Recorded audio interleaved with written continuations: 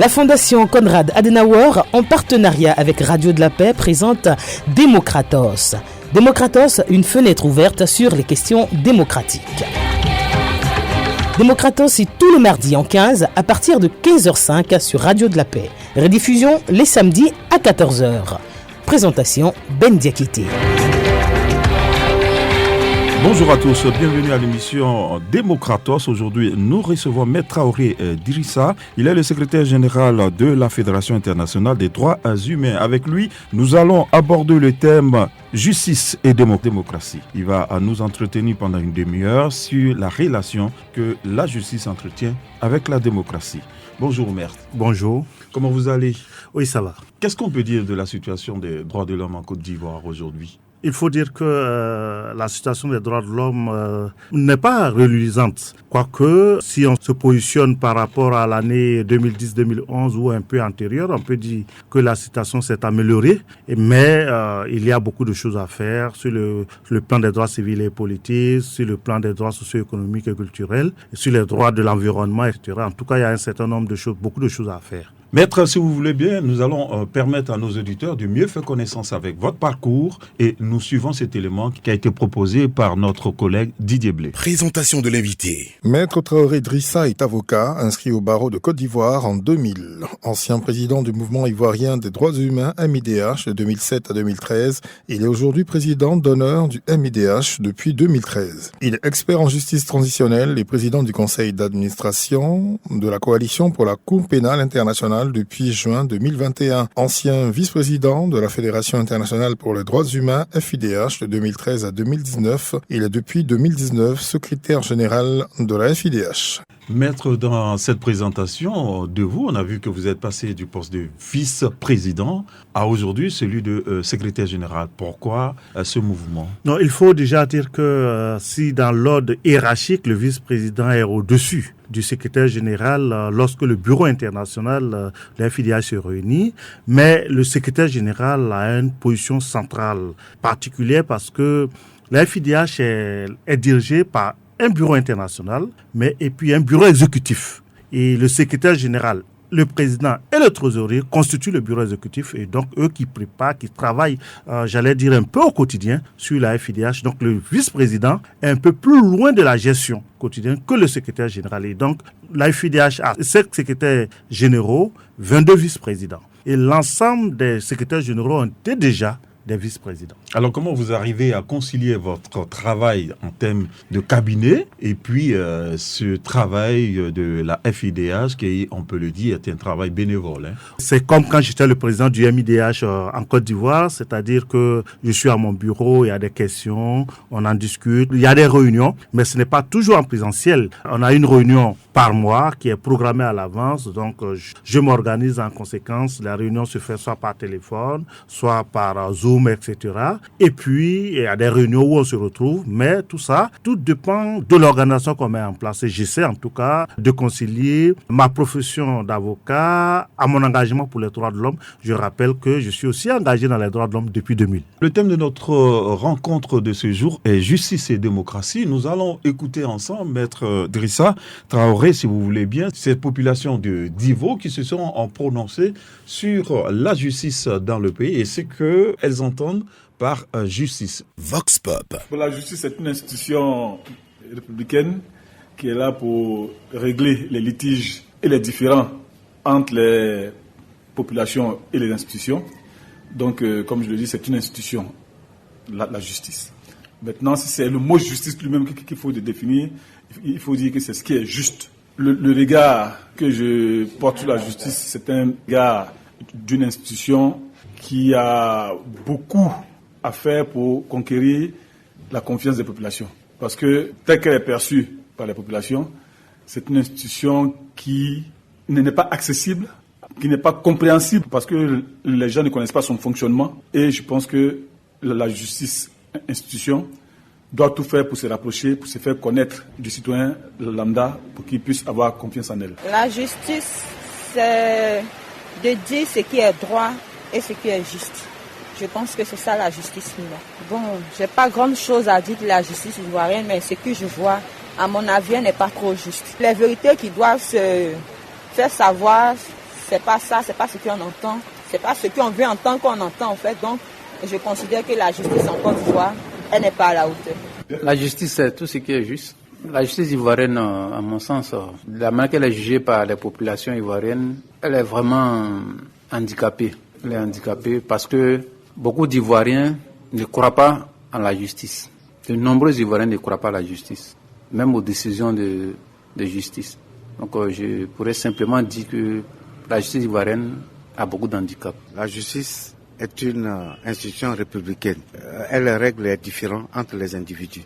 À mon sens, la justice ivoirienne fait son travail tel qu'elle est instituée. Par contre, pour ce que nous entendons par-ci et par-là, d'aucuns disent qu'elle est une justice républicaine. La justice est un domaine où quitte la vérité. On sort équitablement. Quand tu as raison, tu dois donner tes raisons. C'est ça la justice. Si tu as tort, tu dois reconnaître ton tort quand la justice te dira que tu as tort. Quel que soit ce que tu es. Un domaine dans lequel la vérité doit sortir, doit naître. On doit reconnaître que le pauvre aussi a aussi raison. Pas seulement les riches. En fait, depuis plus de 10 ans, la justice ne joue pas son rôle. Elle est dictée par le gouvernement. La justice ne se dit plus en Côte d'Ivoire. On regarde l'atmosphère qu'on appelle judiciaire et puis on sait que vraiment le pauvre rentre en prison. Au milieu de rien, on l'arrête. On ne dit pas le droit. Celui qui convoque a déjà raison parce qu'il a les moyens. La justice, c'est quand quelqu'un a fait quelque chose, on juge à la justice. La justice de maintenant, ce n'est plus comme justice d'avant. Quand tu t'as jugé ton affaire, la personne que tu t'as réglé l'affaire, lui met l'argent en bas. Et puis toi, on dit, on ne pas remis, on dit, on met la personne en prison. 2 jours, tu le vois dehors encore. Et ça, on appelle ça justice. Hein? S'il n'a pas donné quelque chose là-bas, là, comment il va faire 2 jours, tu le vois circuler dans la ville? Et là, ça, on dit, il y a une justice en Côte d'Ivoire. Vraiment, ils n'ont qu'à revoir ça. Maître Issa Traoré, vous avez écouté avec nous ces réactions des populations du Lodjibois. Qu'est-ce que ça vous inspire? J'ai retrouvé là la perception que les Ivoiriens ont de la justice.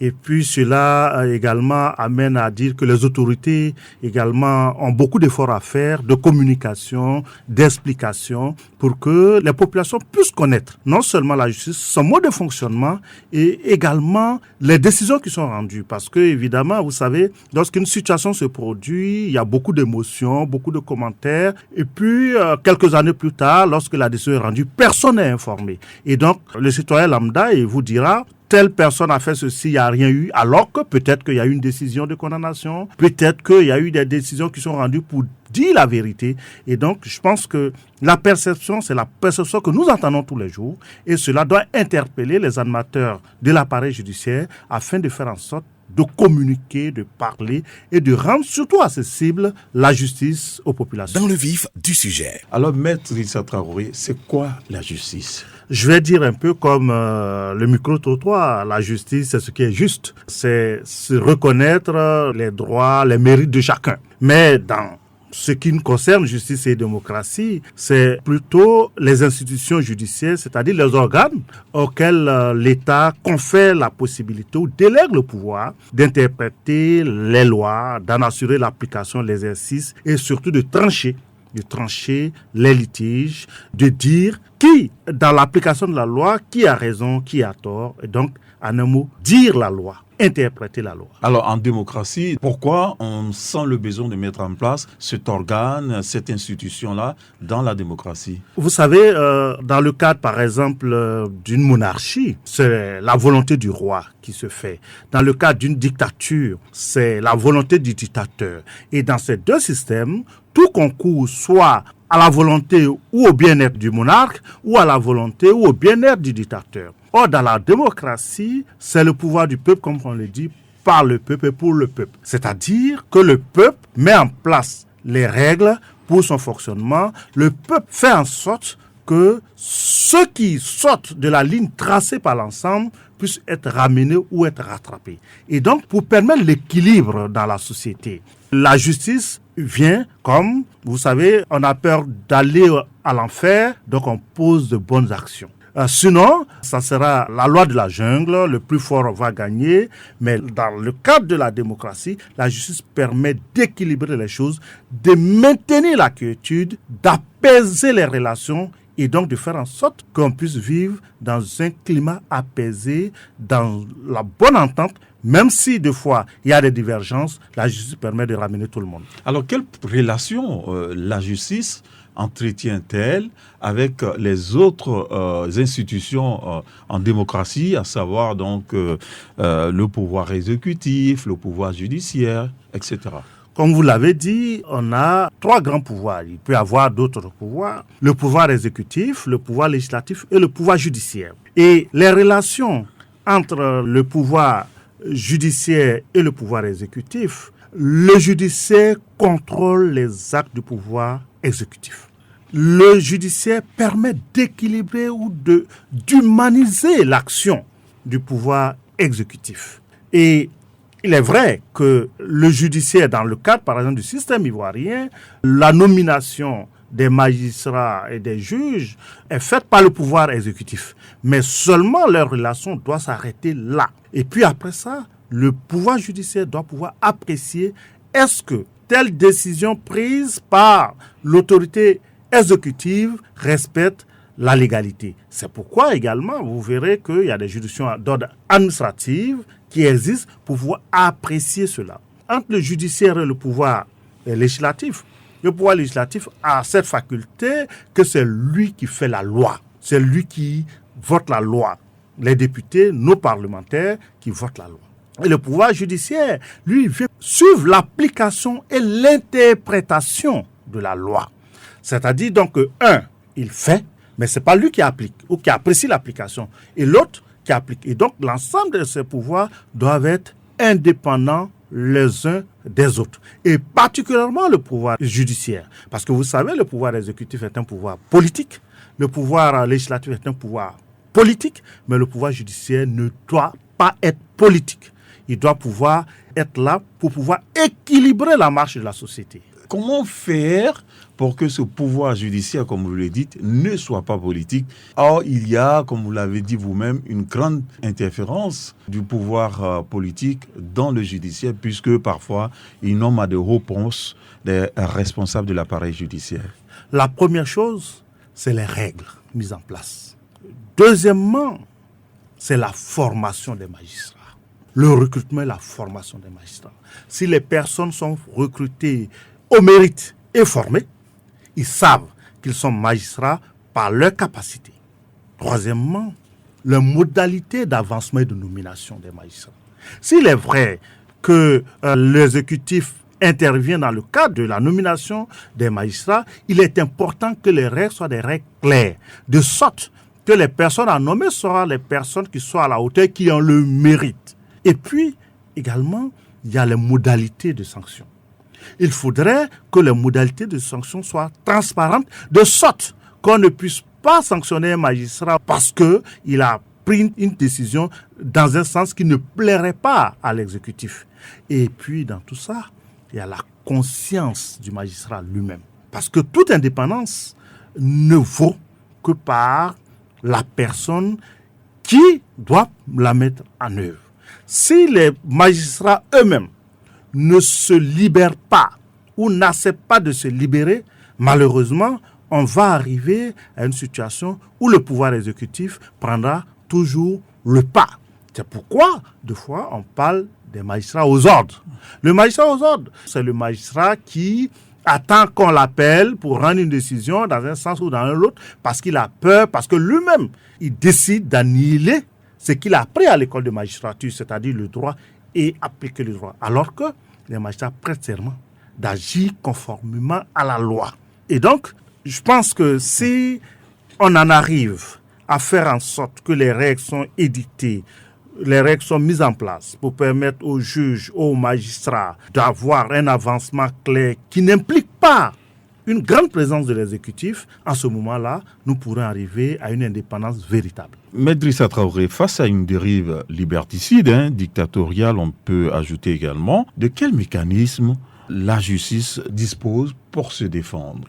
Lorsque vous avez un pouvoir exécutif qui est toujours en train de rogner, j'allais dire, le fromage de la justice, qui a toujours besoin de la justice pour affirmer son autorité, comment on peut faire pour pouvoir lutter contre? Puisque vous l'avez dit, aujourd'hui, le pouvoir exécutif a non seulement des pouvoirs de décision, de nomination, de poursuite, mais également les ressources. Et ça, il ne faut pas l'oublier, qui sont parfois des éléments qui impactent fortement sur le fonctionnement de la justice? Pour moi, la première des choses, c'est les règles. Si les règles sont claires, je pense qu'à ce niveau-là, on pourrait avancer. Deuxièmement, c'est la société civile. Comment agir pour que le magistrat qui rend une décision conforme à la loi et qui est sanctionnée, que la population et la société civile puissent réagir pour dénoncer? Comment faire pour que des magistrats qui s'alignent, qui sortent de leur sacerdoce, comment faire pour les dénoncer? Je pense que si la société civile s'organise, on pourrait permettre de mettre un frein, j'allais dire, à l'immixtion de l'exécutif dans le judiciaire. Vous savez que toute personne qui détient un pouvoir a tendance à en abuser. Et si l'organe, qui est dans notre cas la justice, n'arrive pas à modérer, évidemment, le détenteur du pouvoir va continuer. Et puis également, les magistrats eux-mêmes devraient s'organiser. Parce que c'est là que viendra leur salut. Parce que s'ils sont organisés, ils ne seront pas intimidés et pourront réagir. Et puis à côté, évidemment, le barreau, les avocats doivent avoir le courage, le cran de dénoncer lorsqu'il y a des dérives de l'appareil judiciaire, lorsque les exécutifs s'immiscent dans la justice. Tout se fait en vase clos, personne ne parle, ou bien on voit, on détourne les yeux, qu'on continue. Mais quand on regarde, on parle, les choses vont aller s'améliorant et puis progressivement, la justice sera ce qu'ils ont souhaité dans le micro-trottoir. Alors, maître, je voulais que vous vous prononciez sur le thème justice et corruption. Je vais dire, la corruption, c'est une plaie. Elle devient béante lorsque elle rentre dans l'appareil judiciaire. Évidemment, vous savez, le pouvoir économique, les acteurs économiques recherchent pour la plupart le profit et leur intérêt. Et donc, vous verrez que lorsque les décisions sont rendues en faveur d'une des parties, la partie dit la justice est correcte et normale.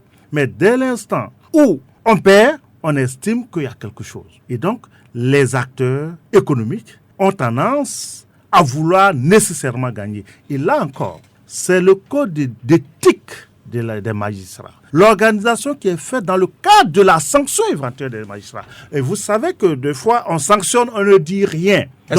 Maître, est-ce qu'il y a des magistrats qui sont sanctionnés dans le cadre de leur travail, l'exercice de leur profession, et puis si c'est publié? Les magistrats sont sanctionnés parce que déjà, il y a l'inspection générale des services judiciaires et pénitentiaires qui existe au ministère de la Justice. Il y a le conseil de discipline des magistrats qui existe. Et donc, il y a des sanctions. On ne communique pas dessus. Justement, il n'y a pas de communication. Et donc, la population qui peut se rendre compte des dérives, qui peut se rendre compte peut-être qu'un magistrat est corrompu, ou un magistrat qui ne respecte pas ceci, se dit, mais qu'est-ce qu'on peut faire? On ne peut rien faire parce qu'ils ne sont pas sanctionnés. Or, si les sanctions sont publiées, évidemment, les uns et les autres sauront qu'il y a des sanctions qui sont prises. Mais évidemment, il faut respecter également, dans tout ce processus éventuel de publication, la présomption d'innocence et la possibilité de recours. Parce que vous savez, il peut y avoir une sanction et puis il y a un recours. Tant qu'on n'a pas atteint la dernière décision, il faut, pour moi,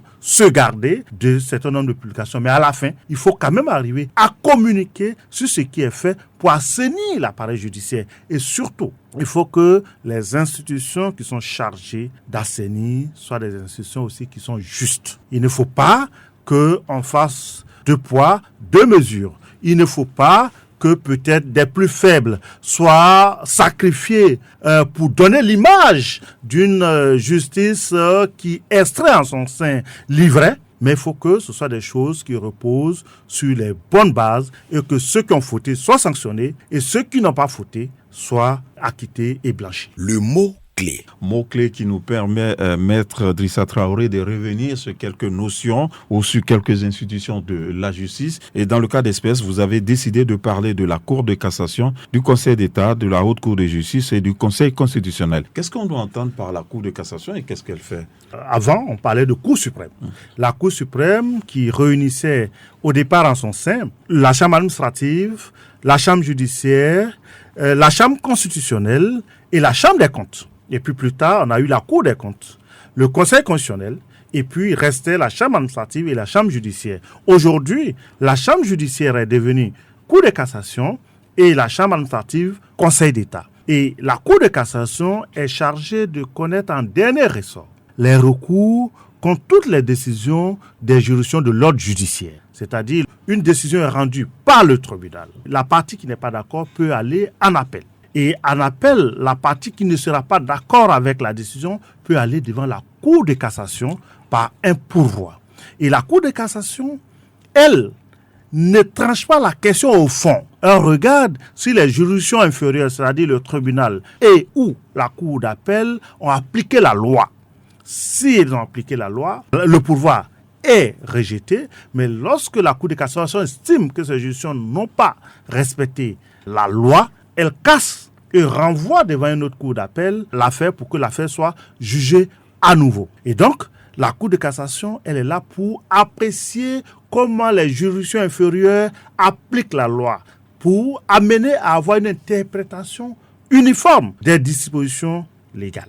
Et le Conseil d'État? Le Conseil d'État est sur le même plan que la Cour de cassation en ce qui concerne les juridictions d'ordre administratif. C'est-à-dire lorsqu'il y a une procédure qui met en cause ou qui implique l'État ou bien de ses démembrements, lorsqu'il y a un pouvoir en cassation, le pouvoir se fait devant le Conseil d'État, qui également agit, comme je l'ai expliqué tout à l'heure, pour la Cour de cassation. Mais le Conseil d'État a un autre pouvoir particulier. Ce pouvoir, c'est d'apprécier la légalité des actes administratifs. Pour être plus précis, le ministre, par exemple, de la Construction, prend un arrêté de concession définitif en faveur de quelqu'un. Une autre n'est pas d'accord. Elle a la possibilité, après avoir fait un recours gracieux au ministre, de saisir le Conseil d'État qui va apprécier est-ce que l'acte administratif a été fait conformément à la loi. Est-ce que la loi n'a pas été violée? Est-ce que l'autorité qui a pris la décision n'a pas fait un excès de pouvoir? Ça peut être un fonctionnaire qui est sanctionné, qui peut également saisir le Conseil d'État pour excès de pouvoir. Et donc, le Conseil d'État non seulement connaît en dernier ressort donc des procédures où il y a une structure administrative, une collectivité publique, mais également connaît des excès, des recours pour excès de pouvoir. Et donc contrôle la légalité des actes administratifs. Et la Haute Cour de justice? La Haute Cour de justice qui malheureusement en Côte d'Ivoire, qui n'a pas encore eu à travailler, en tout cas ces dernières années, connaît des procédures contre le chef de l'État pour haute trahison et contre les ministres en fonction. Malheureusement, c'est une juridiction qui a une composition un peu politique, l'Assemblée nationale. La loi existe. La loi sur la Haute Cour de justice a été votée, mais jusqu'au jour d'aujourd'hui, cette cour n'a pas été mise en place. Malheureusement, ça donne le sentiment que ceux qui nous gouvernent sont au-dessus de la loi, que eux-mêmes, s'ils commettent un certain nombre d'actes, ils ne peuvent pas être poursuivis, malheureusement. Mais on a vu quand même des hommes politiques être poursuivis, condamnés. Oui, ces hommes politiques sont poursuivis généralement pour des actes posés hors de leur fonction ou après leur fonction. De sorte que ces personnes passent devant les juridictions habituelles, donc dans l'ordre normal des choses, et pas devant la Haute Cour de justice. Et le Conseil constitutionnel? Le Conseil constitutionnel contrôle la constitutionnalité des lois.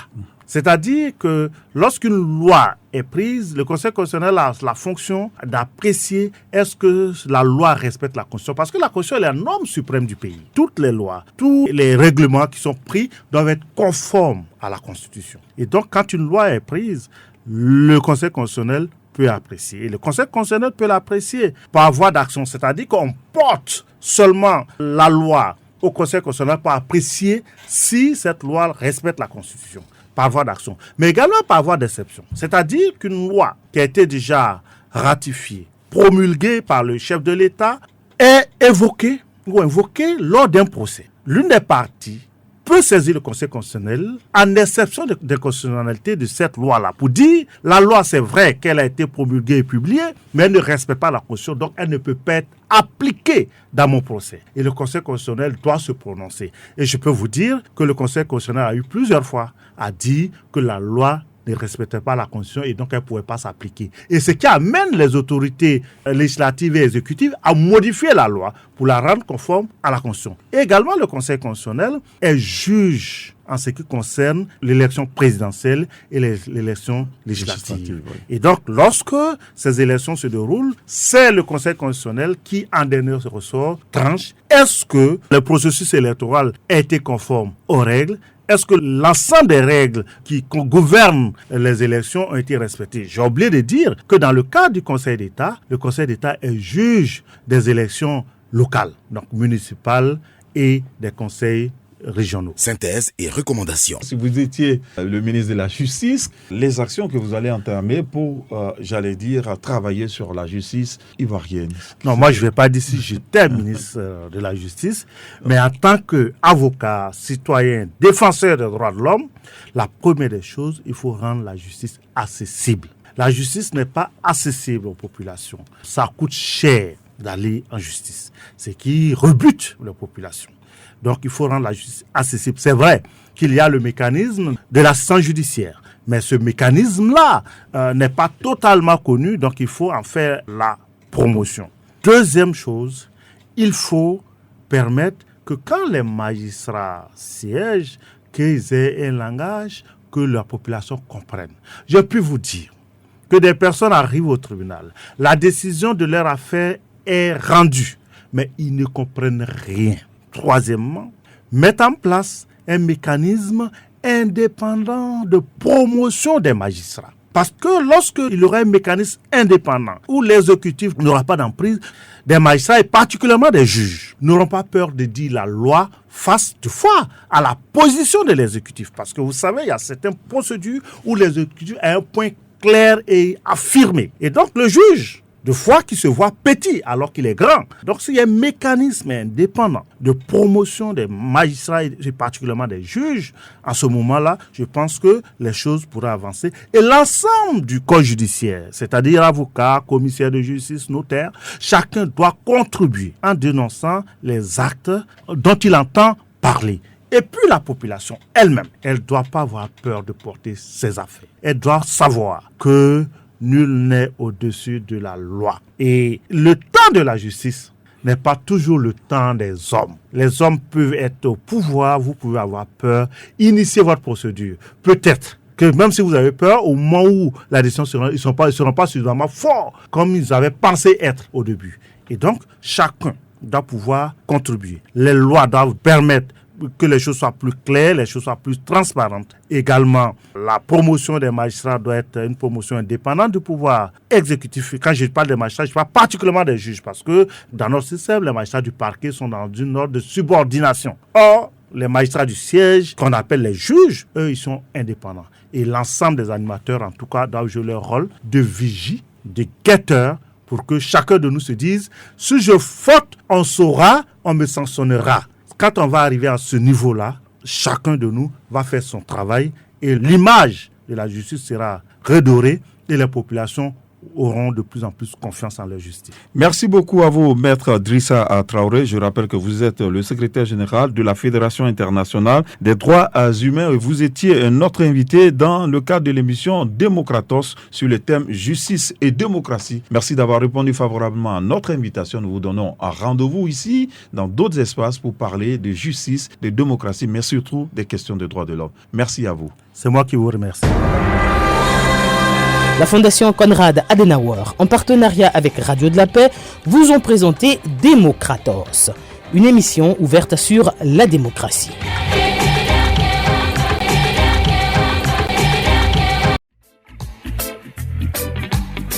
Radio de la Paix.